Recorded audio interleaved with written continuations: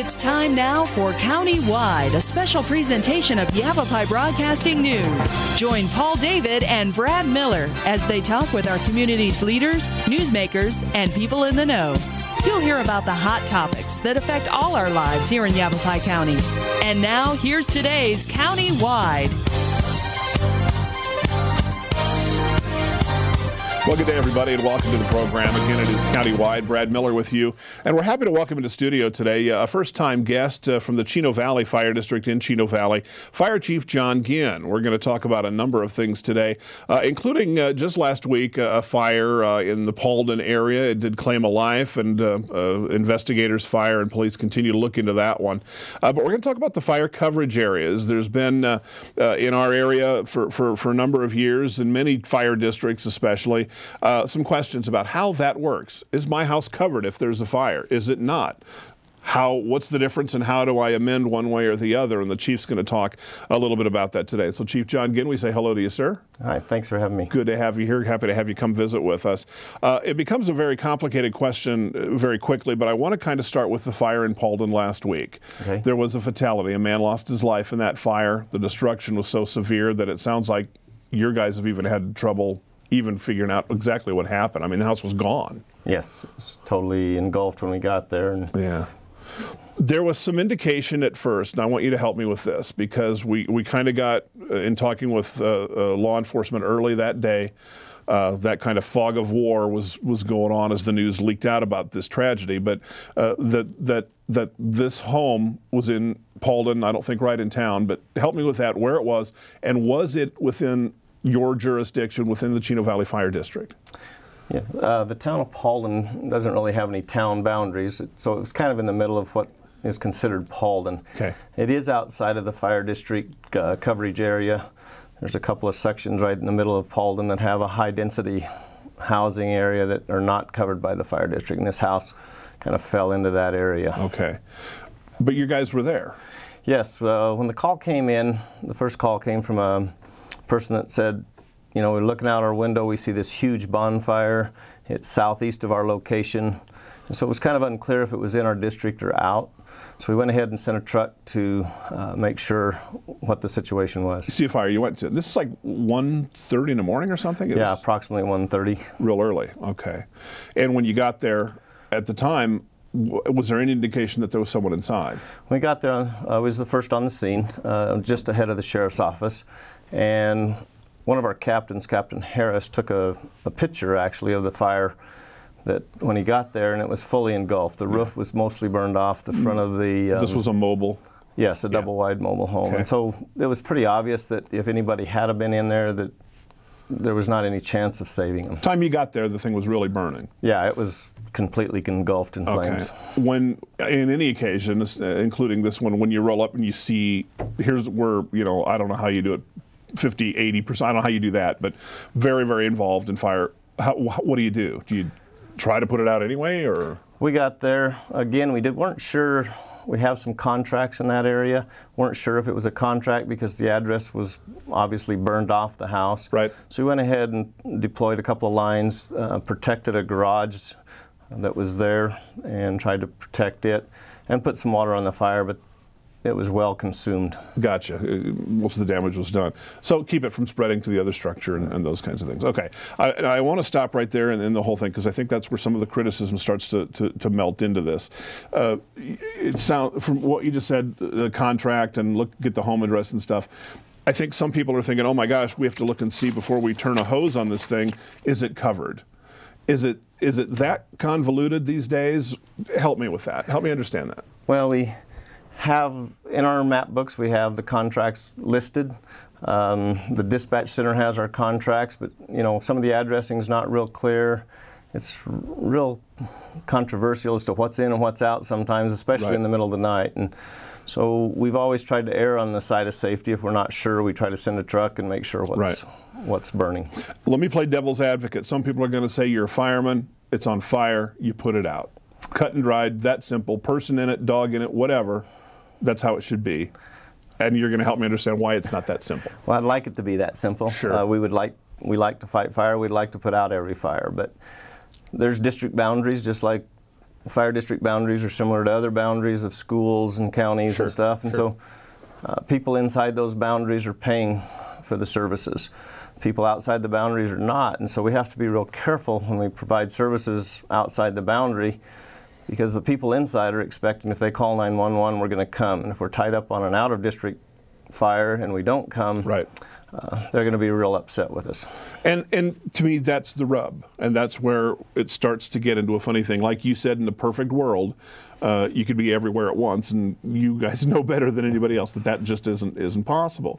If you're in an uncovered area 20 miles this way, and the guy who lives next to the firehouse catches fire, but you're out here, you're gonna obviously have a problem. This guy's covered, and these folks are not. Right. When you say you're not covered, when the district was formed, and I'm not sure when that was, but is there just, and I wonder if people think, here's a nice, perfect square, that's the district, and everything inside it's covered, but it's not that simple. It's kind of jagged and spotty, isn't it?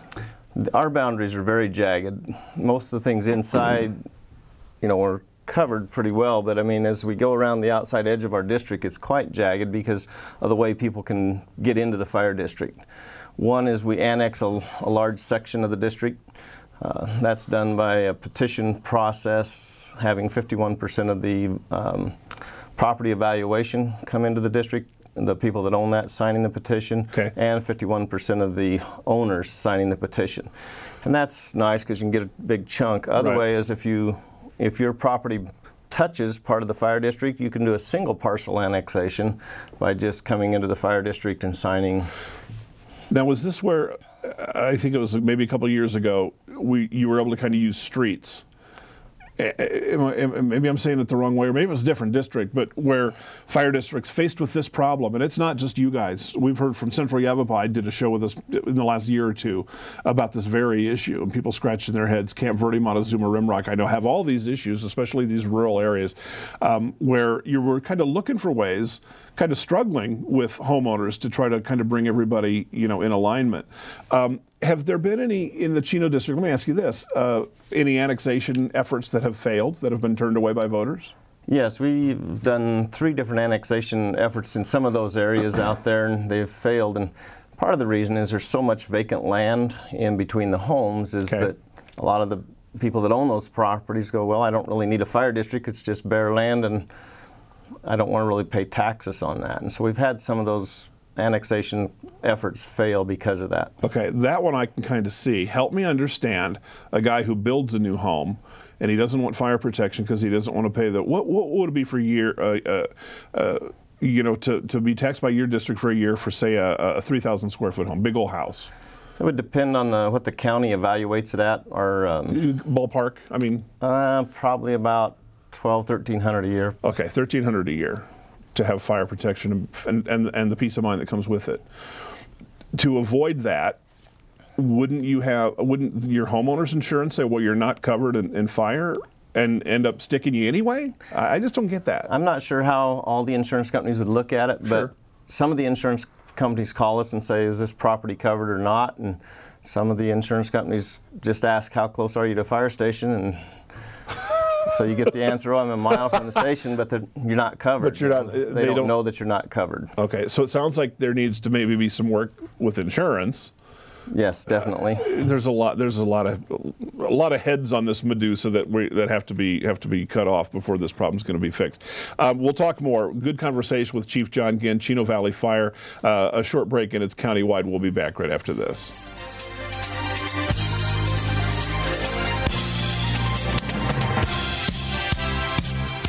Here in northern Arizona and throughout Yavapai County, people count on Orkin Pest Control. With over 100 years of combined experience, nobody knows how to protect your home or your business from harmful or annoying pests like the Orkin Man. To start service, contact your Northern Arizona Orkin Pest Control. In the Verde Valley, call 567-5100 or Orkin Pest Control in the Prescott area at 775-8772. Hi, I'm Steve Scourgy with Yavapai Silent Witness. Marcel Gonzalez was murdered on this spot almost 15 years ago, back in March of 1997. We know that there is somebody out there who knows what happened in the alley that night. Yavapai Silent Witness is offering an $11,000 cash reward for information that leads to the arrest of Marcel's killer. For Yavapai Silent Witness, I'm Steve Scourgia.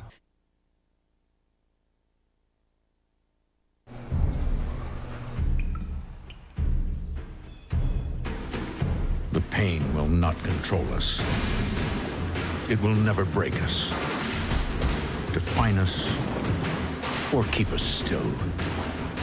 Because arthritis can't beat us if we beat it first. In the fight against arthritis, you need a weapon. What's yours? Visit the Arthritis Foundation at fightarthritispain.org.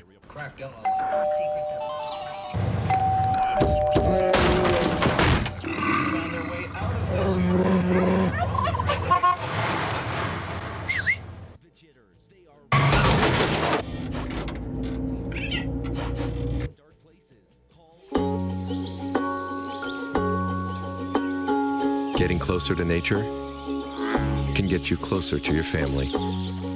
Go to discovertheforest.org.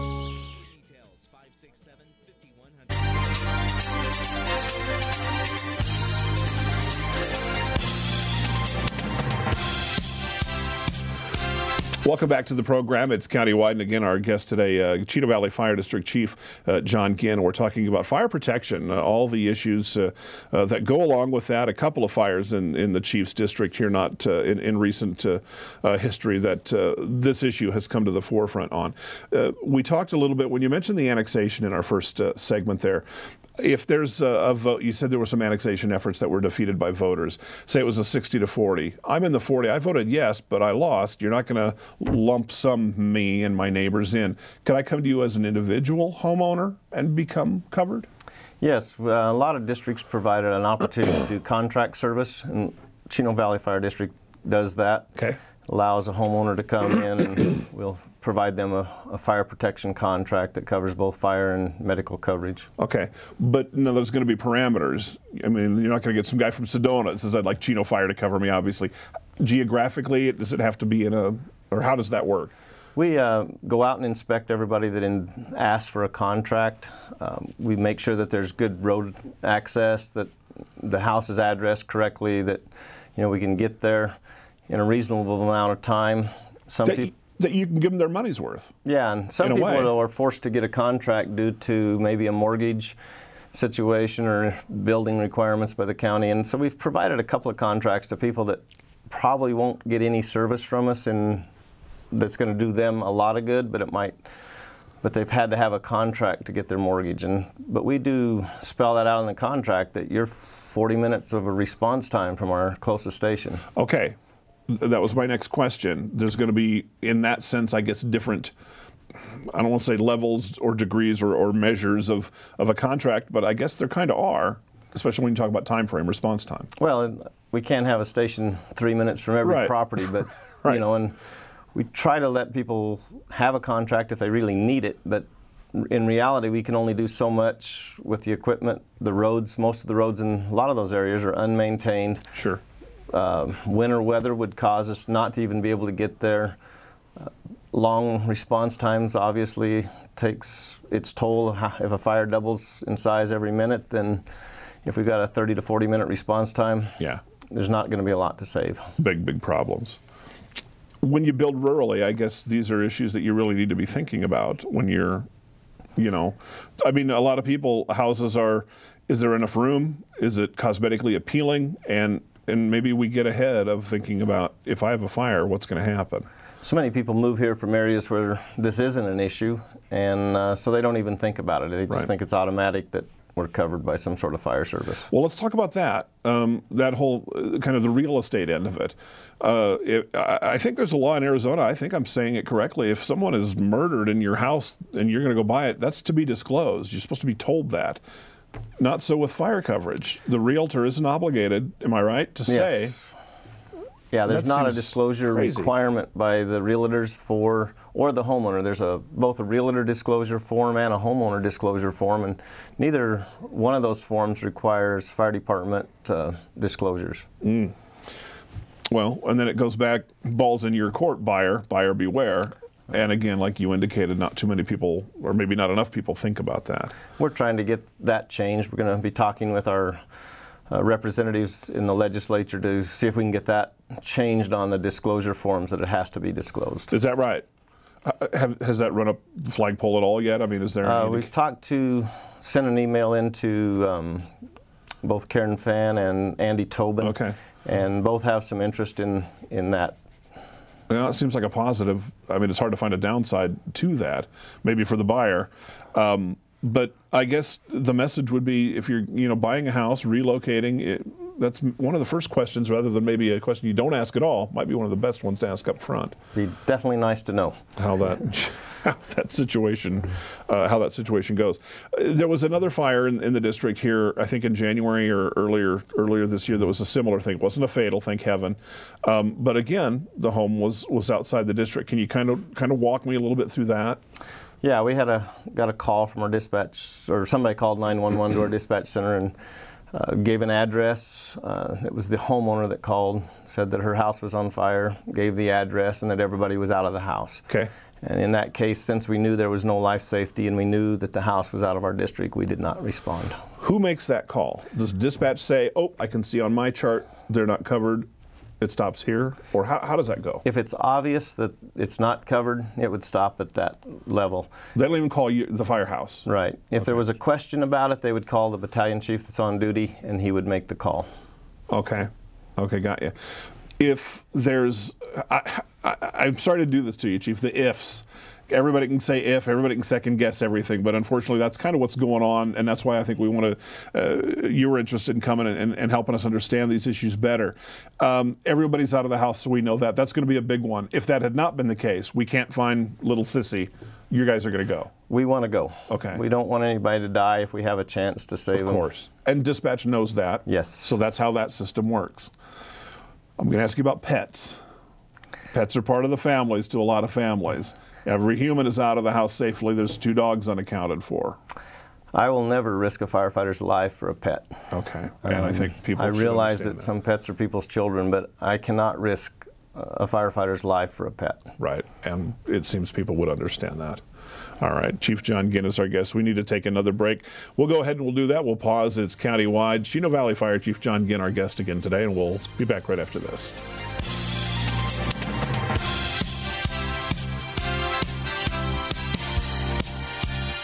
Here in northern Arizona and throughout Yavapai County, people count on Orkin Pest Control. With over 100 years of combined experience, nobody knows how to protect your home or your business from harmful or annoying pests like the Orkin Man. To start service, contact your Northern Arizona Orkin Pest Control. In the Verde Valley, call 567-5100 or Orkin Pest Control in the Prescott area at 775-8772.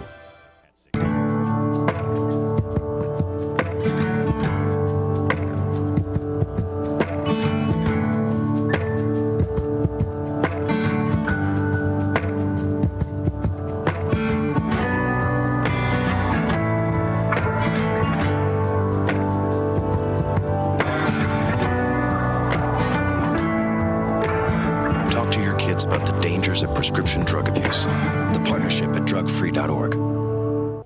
Hi, I'm Steve Scourgy with Yavapai Silent Witness. Marcel Gonzalez was murdered on this spot almost 15 years ago, back in March of 1997. We know that there is somebody out there who knows what happened in the alley that night.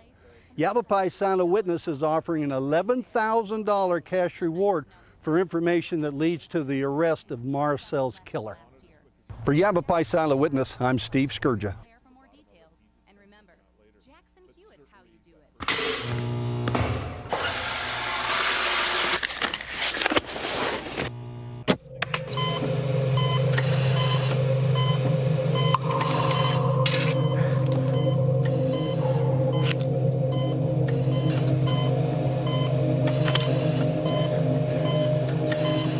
Every year, 2 million kids play doctor by taking pills not prescribed to them. Talk to your kids about the dangers of prescription drug abuse. The partnership at drugfree.org.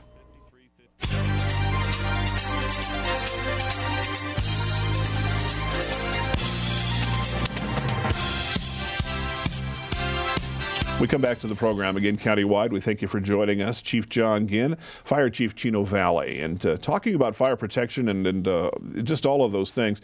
I guess the question here at the end of the program becomes, how do I, if I'm not, whether I'm in Chino Valley or any other district, we've got a poll. Let me back up. We do a poll on our website at myradioplace.com. It's there right now. You can take it yet today through late afternoon. We put it up for a week. And our question this week is, I think something very close to, does your home have fire protection? And I get to kind of follow along a little bit, and then most people say yes. There's a number that say no, and a surprising number that say, I don't know. And they're being very honest, I think, and just saying, so there's plenty of people out there, wherever they live, that aren't sure. How do I find out if my house is adequately protected for fire? Well, the easiest way would probably be to call the nearest fire station that you are associated with. Yeah. You can call Chino Fire. Our administrative office, they can tell you if you're in or out. Another way would be to go on the county GIS website, and you can type in your address or type in your parcel number and actually bring it up. And on the form there, it would say if you're covered by the fire district or not. And then also you can look on your tax bill, and your tax bill will say, if you're in a fire district, it'll say like Chino Valley Fire District or Central Yavapai Fire District. And some people get confused. There's a line that says Fire District Assistance Tax, and that's a state-imposed tax. It's not by the fire district. So it would individually say, you know, Chino Valley Fire District, Central Fire District, Montezuma Rimrock Fire District, Verde Valley Fire District, one of those things if you're covered by the fire district. Okay, so a lot of different ways to kind of find out. Seems like picking up the phone and finding out. You mentioned, like, especially in the rural districts, that response times can be dramatically different. This guy lives next to the firehouse, that one's easy, but folks that live on further away and down unpaved roads and things like that, can I get an assessment from you? Will you guys come out and kind of help me through it, or how do I get a good sense of, A, am I covered, but B, response times, and what else can I do beyond that might further protect my home? Yeah, we welcome people coming and asking us what we can do to help them. We'll come out, usually take a look around, tell them what's going on, what we think they could change to make it more fire safe, and give them an estimate of our response times to their locations. You guys don't want to be called. No. If there's a fire, you come, but if you don't want to be called.